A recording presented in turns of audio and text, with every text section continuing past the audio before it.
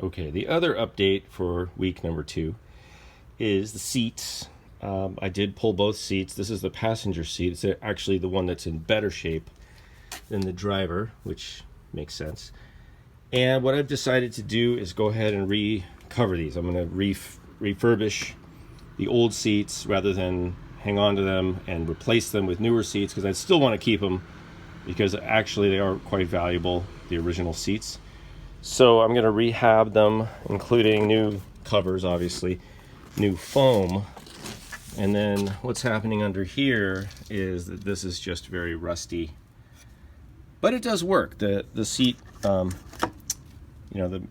slider works. I think I might take the frames and get them sandblasted, and then maybe I have to take it somewhere. I don't know how to do this stuff, but maybe I take it somewhere and just have new springs and whatever this stuff is called, put that in.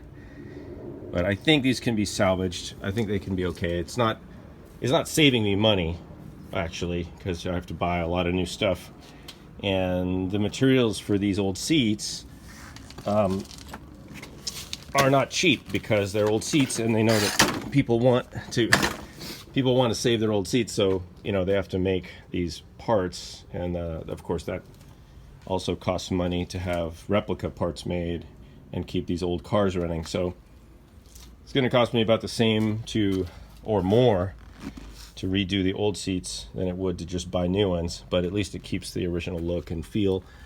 And then up here, because these didn't have shoulder belts, but there is a retro mod that you can get where you can run the seat belt through here. Actually, it was interesting because this is 71.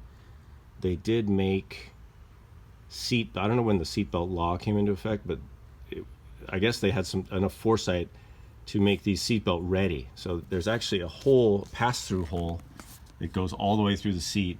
There's a guide in here that's hidden. So what you can do is you buy a new, I don't know if you buy a new piece or you just buy a piece that kind of sits in here. But anyway, it creates a hole here. And then there's a backing plate that goes in the back. And you can do that on either side because the driver's seat and the passenger seat are identical. In other words, they both have the knob on the right side when you're facing forward. They're basically the same seat. They only made one seat and then they put them both on the passenger and driver side.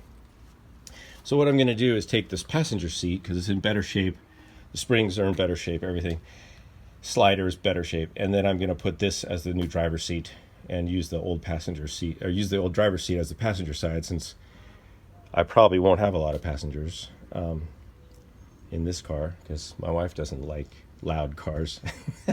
She's only going to go with me to a car meet like a few times a year. Other than that, it's going to be me mostly. So that's the plan.